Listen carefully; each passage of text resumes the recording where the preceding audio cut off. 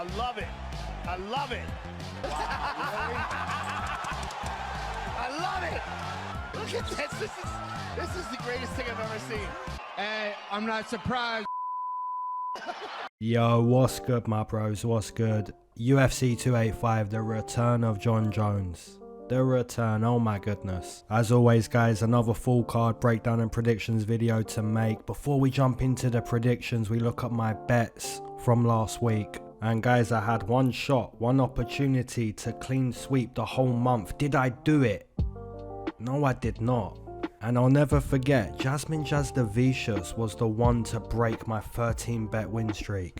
I'll never forget. But yeah, we move on. UFC 285, this is a great card. I just cannot wait to see Jon Jones back in the octagon. My goodness. Now guys, all of the comments on screen are going to be the MoneyCity comments. We give praise to the MoneyCity champions. You know what I'm saying? If you see your name on the screen, that's money. So yeah guys, as always, if you want your MoneyCity comment to feature, make sure you hashtag your comment. Alright, UFC 285, make sure you Hamzat smash the like button. Let's break down these fights. Alright, first matchup on this card, we've got Loik Radzhabov taking on Esteban Ribovics. Now these styles of both of these fighters are very, very different. On one side, we've got Loik Radzhabov, who, you know, this guy wants to grapple the opponent. This guy wants to wrestle the opponent, looking to implement the grappling game plan. On the flip side, you've got Esteban Ribovics, who doesn't want to grapple the opponent. This guy just wants to start you, you know, just wants to box. So guys, you've got two very different styles. You've got a grappler versus a striker. The grappler is going to be more experienced, you know, and that is on the side of Loik Radzhabov. And what was that fighter's name that Jamie Mullarkey fought just a few weeks ago? You know, the experience of Jamie Mullarkey really did show in that matchup. And I think that could be kind of similar with this fight. You know, if Loik Radzhabov is able to get Esteban Ribovics to the mat, the experience may start to show. So guys, my first prediction is going to be Loik Radzhabov with the experience and the grappling to win this matchup. Alright, moving into the next matchup, we've got Farid Basharat taking on Blackshear. Now guys, Javid Basharat, the Snow Leopard, is one of my favourite fighters. But then you look at his brother, Farid Basharat, and guys, when I'm watching Farid Basharat, I'm thinking, yo, is this guy better than his brother? Is this guy even better? You know what I'm saying? Farid Basharat, Javid Basharat, they're doing the same thing. You know, the cardio's good, the movement, the footwork, the output. You know what I'm saying? Farid Basharat, man, this guy's good. The opponent, Blackshear, did debut against Youssef Zalal. You know, that's quite an interesting debut, a difficult debut. You know, you could compare Farid Basharat to Youssef Zalal in terms of like footwork, cardio, wrestling. You know, I don't think this is going to be an easier fight. I think if anything, it's probably going to be a little bit more difficult because Farid Basharat, you know, this guy knows how to use the boxing, the kicking. He just looks like his brother, like a miniature version. So yeah, for me, guys, I've got to side with the Basharat, Farid Basharat. I think the Basharats, they're the real deal. Alright guys, moving into a matchup between Jessica Penne taking on Tabatha Ricci. Now we did break down this fight last year. We didn't get the fight. We're going to break it down again. So essentially you've got grappler versus grappler. Jessica Penne being the, you know, more experienced. She has got more experience and she's a grappler. When you look at Jessica Penne box, it doesn't look too good. When you look at her kicking, it's not too good. You know, this girl wants to grapple the opponent. Now it's going to be difficult for Jessica Penne in this fight because this is not Carolina that she's competing against where she can just end up on top and it's going to be a nice win. This is Tabatha Ricci, and Tabatha Ricci has very, very good jiu-jitsu. Her grappling is very, very good. So yeah, Tabatha Ricci, pretty new to mixed martial arts, but I think the opponent, like the styles, I think it's a good fight for Tabatha Ricci. You know, like I said, when you look at Jessica Penne box and kick, it's not too great. And if that's going to be the case, Jessica Penne may not look to box and kick with Tabatha Ricci. She might try to grapple the opponent, and we know Baby Shark can grapple. You know, it's a bad time for Jessica Penne to get this fight. It's a good time for Tabatha Ricci to get this fight. I'm siding with Baby Shark to win this matchup. Either Tabatha Ricci's going to find a submission or maybe a decision. I'm quite confident to pick against Jessica Penne in this matchup. Moving into a matchup between Martinez taking on Saaimon. Now guys, I'm going to make an underdog prediction with this fight. I'm going to side with Martinez to win this matchup. And to be honest, the main reason why I'm going to do that, guys, just look at the betting line. Martinez plus 200 against Saaimon. Hey, listen, I've been impressed. I've been impressed with Saaimon. But still, when the line is off, when the betting line is off, we've got to side with, you know, what gives us the better risk to reward. You know what I'm saying? That's going to be Martinez. Remember, guys, when it comes to gambling and making predictions, these are two completely different games. Obviously, if you want to make good predictions, you can go to Topology, put in your picks. That's all good. But there's going to be times where your picks are not that good. And if we know that we're not perfect, and every week cannot be a 12 out of 12 week or a 13 out of 13, if we know that, then we should only bet where we find value. Value is just simply, I believe I've got a better chance than what the bookmaker is indicating on the betting line. I've got a better chance. For example, guys, if I said to you this matchup between Martinez and Saaimon is somewhat 50-50 or close enough to 50-50, in that case, I'm finding nice value on Martinez because we know his betting line is below 50%. So yeah, it's really going to come down to how you see these matchups. For me personally, I think Martinez can strike. You know, I'm not saying Saaimon can't strike. The guy can also strike. He's very quick. But when I look at Martinez and I look at Saaimon, you know, I just see a good matchup. I just see a good fight, and I think the betting line's a bit of a madness. You know, Saaimon fought against the pillow guy. I forgot his name with the weird octagon name. Stephen Kozlow, something like that. And Saaimon was getting grappled a little bit. I'm not saying that Martinez is going to go in there and look to grapple, but I'm just saying a bit of adversity. I just think when you're looking at the betting line with this matchup, it's potentially off. Martinez could put in a better shift than what his odds are indicating. So yeah, for that, I'm going to go against Saaimon. I'm going to take Martinez to win this matchup as a big underdog. Alright guys, moving into a matchup between Garry taking on Kenan Song or Song Kenan. Guys, I do agree with the betting line with this matchup. I think Garry could potentially dust Kenan Song. You know, Kenan Song hasn't fought in like 2 years and he's at a height disadvantage. He's at an age disadvantage, a reach disadvantage, potentially a speed disadvantage. You know, definitely at a footwork disadvantage, because that's something Garry really does well. If you go to his fights on UFC Fight Pass and just watch the way Garry moves, just watch his footwork. His footwork's good, you know, moving very well. Very difficult to find your shots against Garry. So yeah, this is just a very difficult matchup for Kenan Song. You know, returning after 2 years and getting such a difficult matchup like Garry, I don't see him doing well. For me, I'm going to side with Garry to either get a TKO stoppage or a dominant decision win, but more than likely a TKO stoppage. Alright guys, moving into the next matchup, we've got Julian Marquez taking on Marc-Andre Barrios, and this is quite an interesting matchup. When you think about this matchup, you know, you're trying to find the weaknesses of Marc-Andre, you're trying to find the weaknesses of Julian, you're trying to find the right prediction to make. Because really guys, when you think about this matchup, I don't know about you, but it's kind of close to 50-50 in my opinion. When I think about Marc-Andre Barrios, you know, I kind of think about the times that he struggled to grapple the opponent. You know, he's been grappled by the opponent multiple times. It happened a lot early in his UFC career, and it did happen in his most recent fight where he just got completely out grappled. And Marc-Andre Barrios is not one of these like flashy strikers. You know, he keeps it nice and basic. You know, he's got good pressure and he's tough, and he just keeps it basic. But guys, when we speak about the main weakness of Marc-Andre Barrios, it's probably going to be his grappling. But here's the thing, I don't necessarily see Julian Marquez grappling too much. You know what I'm saying, guys? I don't really see Julian imposing wrestling and grappling onto Marc-Andre Barrios. I could be wrong. Maybe he does. But when I think about this matchup, I just think Julian's gonna, you know, fire those missiles. He's going to fire overhands and hooks. You know, he could look to push Marc-Andre against the fence, but I just see him utilising more of his striking rather than utilising his grappling. So yeah, guys, I am going to be interested to watch this matchup. For me, I'm going to side with Marc-Andre Barrios. I'm not super confident.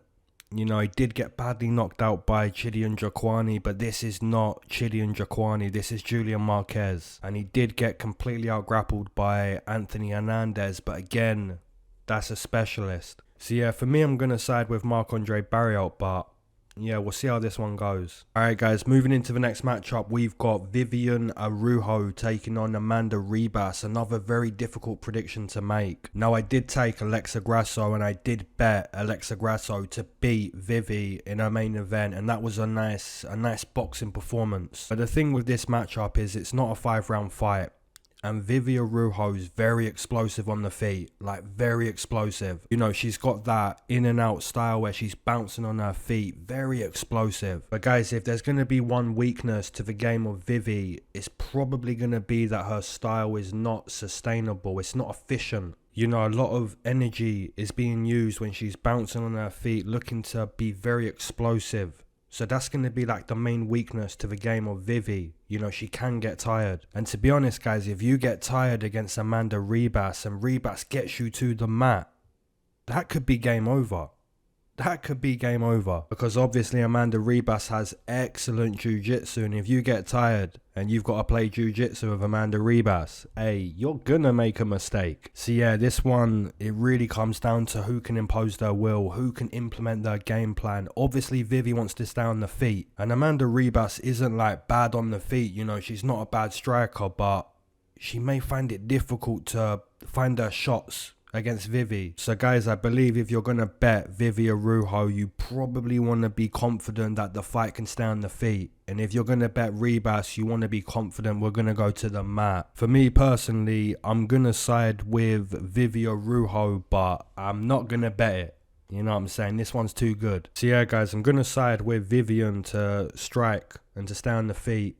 And maybe she can win the fight if she does that. But yeah, no betting. No betting on this one. Alright guys, moving into the next matchup, we've got Derek Brunson taking on Dricus du Plessis. This is a good matchup. I know you can look at Dricus and look at his fights and kind of pick holes in his fights. You know, against Darren Till used a lot of energy in round 1. Against Brad Tavares, you know, the same thing. In round 1, it kind of looked a bit shaky. You know what I'm saying? It didn't look too good. But the reality is, like, both of these fights, he did still win. You know, big comeback in the last round against Darren Till. And I say big comeback because in round 2, you know, very tired, he started to get teed off on. Against Brad Tavares, past round 1, you know, turned my tide.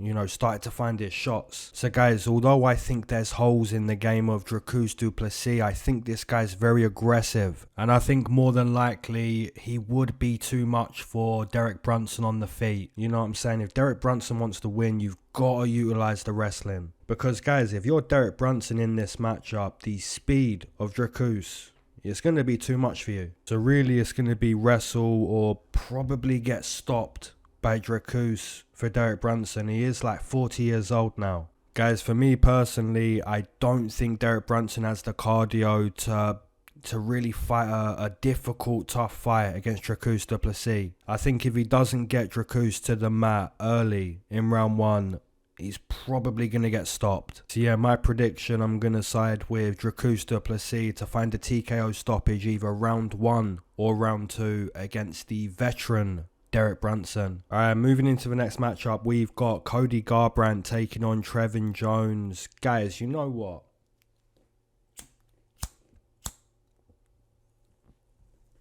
Let's just spark up for Cody Garbrandt. If Cody Garbrandt loses this fight, if you lose this fight, you're done.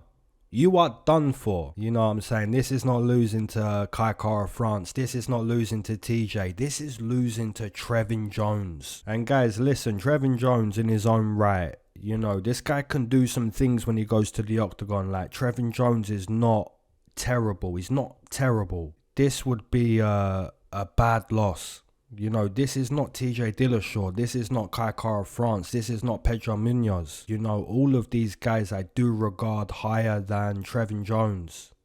You know, Trevin shouldn't be outboxing Cody. That should not happen. You know, even Rob Font. This is not Rob Font. This is Trevin Jones. You know what I'm saying? I'm going to side with Cody Garbrandt because his speed, his footwork, his boxing, it should all be much better than Trevin Jones. I know some people are going to fade Cody because of the chin. You know, you're going to say there's no chin. How do you bet Cody? Don't do it. But guys, this is Trevin Jones. Guys, the speed of Cody Garbrandt, the footwork, the boxing, all of it. Come on. He should not be losing to Trevin Jones. I've got to pick Cody Garbrandt to win this matchup. If you waited to smoke with me, amen. If you've been smoking this whole time, double amen. If you're not a smoker but you enjoy the smoke breaks, that's always been a triple amen. Let's go. So yeah guys, looking at my bets from last week, like I said, the streak is over. The streak is done. We smashed 13 bets in a row, but yeah, my streak got ended by Jasmine Jasdavicius. My goodness. But yeah guys, UFC 285, the return of Jon Jones. This card, I cannot wait. I cannot wait for this card. And guys, this is what I was going to say to you. Like, I've been looking at new weed strains. Guys, to me, like, the way strains are evolving, the madness, it's madness. I remember like 10 years ago, roughly 10 years ago, the strains were mad back then, but now it's, oh my god. Someone in the comments last week said to me like, you should get rid of the smoke break. That's a madness. Alright, let's jump straight into the main card. Let's go. Alright, we've got Jamie Pickett taking on Bo Nickal. You know what guys, spark the blunt for Jamie Pickett because he's got next to no chance against Bo Nickal. Like, good luck. Good luck Jamie Pickett. You know, how does Jamie Pickett really win a fight against Bo Nickal? Like, he's got to find the TKO before Bo gets him to the mat. And that's probably not going to happen. Like, Bo Nickal's a super good grappler. Like, really, really good high-level grappling. And Jamie Pickett, I would not say Jamie Pickett's high level at anything, to be honest. Like, Jamie Pickett's pretty bad. So yeah guys, for me, I'm going to side with Bo Nickal to probably stop Jamie Pickett in round 1. To be honest, if Jamie Pickett can survive 1 round and go into round 2, that's probably a win in Jamie's book, or it should be. Yeah, pretty easy prediction to make. Bo Nickal's going to completely dust Jamie Pickett. Alright guys, moving into the next matchup, we've got Mateusz Gamrot taking on Jalin Turner. This is a very, very good fight. Now what's really interesting about this fight is Mateusz Gamrot is a very, very good wrestler and he probably gets Jalin to the mat. But guys, what's also interesting is Mateusz Gamrot isn't the best at keeping you on the mat. You know, he can get you to the mat, but he's not super good at keeping you on the mat. And that's interesting because if Jalin Turner can utilize his jiu-jitsu, which he does have, you know, Jalen's got good jiu-jitsu. And that's really what's interesting with this matchup. Like, Jalin Turner does have good jiu-jitsu. And if he can utilize some jiu-jitsu from his back, manage to sweep back to the feet, he could do well on the feet, man. He's got a big size advantage, a big reach advantage. And Jalin Turner's striking is very quick. You know, his boxing is sharp. Look at the way he was ripping to the body against Jamie Malarkey. Look at the way he completely dusted Medic. You know, Jalin Turner can strike. This guy's a nasty striker. Even look at what he did to Brad Riddell, you know, club and sub. This guy's nasty. If Gamrot wants to really control the fight, he's probably got to control the grappling. And he's not really done that at this point too much. You know, he can get the takedown, but he's not super good at controlling you and keeping you on the mat. So really the way for Jalin to win this fight is going to be to essentially stay on the feet. You know, look to strike with Mateusz Gamrot. So guys, for me, I'm going to side with the underdog, Jalin Turner. I think he's a good striker, real quick. And I think if he can avoid the mat, you know, it's going to be difficult. But if he can, I think he can cash at plus money. Moving into the next matchup, we've got Geoff Neal taking on Shavkat Rakhmonov. Guys, I think Shavkat's going to dust Geoff Neal. I think he's going to dust him. Guys, I've not picked against Shavkat Rakhmonov yet. I think he's going to fight for a title one day. Like his ability is good. It's good on the mat. It's good on the feet. You know, super technical, brilliant jiu-jitsu, good wrestling, good cardio, good decision making. He's big. He's quick.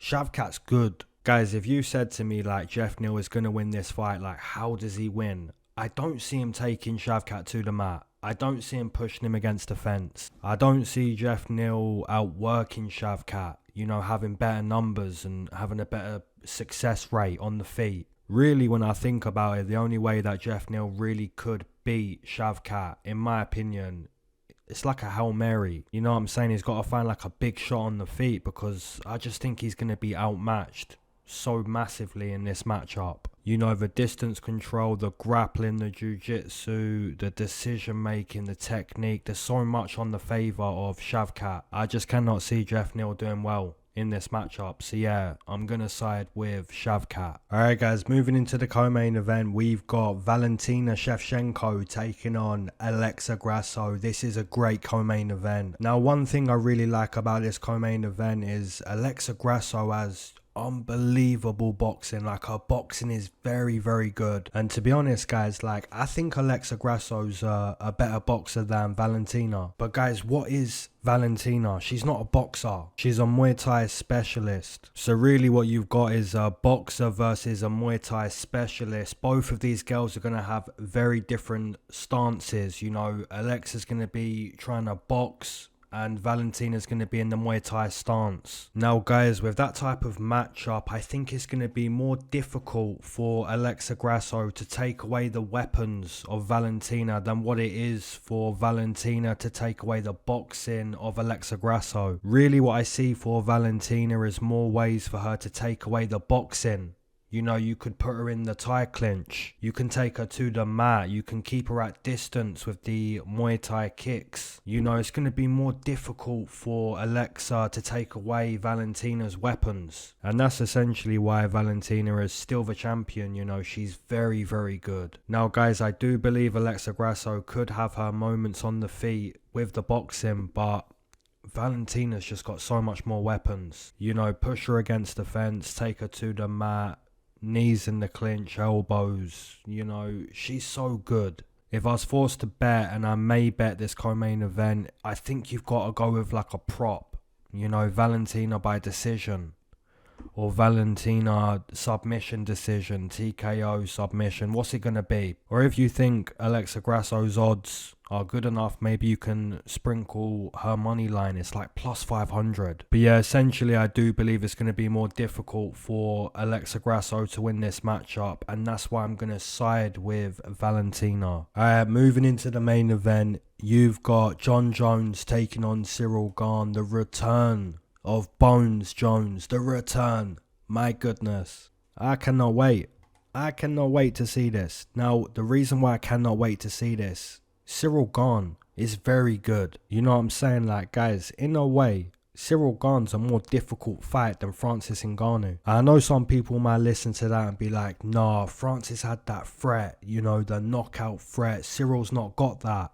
But guys, that's all Francis really had. You know what I'm saying? What if it went into like round 4? John's probably grappling Francis and finishing Francis like later in the fight. Whereas Ciryl Gane, this guy's more, you know, there's more to offer than just a knockout threat. Ciryl Gane's offering footwork, speed, kicking ability, you know, super quick with his hands. His hands are getting better. You know, Ciryl Gane from a striking perspective is so much more diverse than Francis Ngannou, you know, offering so much more. So really, if Jon Jones doesn't get Ciryl Gane to the mat, if Jon Jones doesn't implement his wrestling with this matchup, it could be a very difficult fight. And that's because Ciryl Gane's very good at kicking, he's very good at moving, he's quick, he's diverse, he's switching stances. Now guys, you also have to factor in Jon Jones hasn't wrestled in a while, and he hasn't wrestled against a heavyweight. I'm not saying that he's going to fail. You know, Gane's a heavyweight, Jon hasn't wrestled against a heavyweight. It's definitely something to consider. Guys, I did go against Ciryl Gane when he fought Francis for the title. I'm not going to go against Gane again. I'm going to side with Ciryl Gane to win this main event. I've only picked against Jon Jones one time, and that was against Dominic Reyes. I'm gonna pick against John for the second time in his UFC career. Guys, there is a chance that my prediction completely fails and Jon Jones just goes in there and looks really, really good. But yeah, I'm gonna take a shot on the underdog. I think Ciryl Gane is the prediction to make. You know, his footwork's good, and that could be a problem for Jon Jones, and that's why I'm gonna side with the underdog. Alright guys, be sure to drop down your MoneyCity comment. Eyes to the sky, never glued to your shoes. That's Mac Miller. Alright, peace.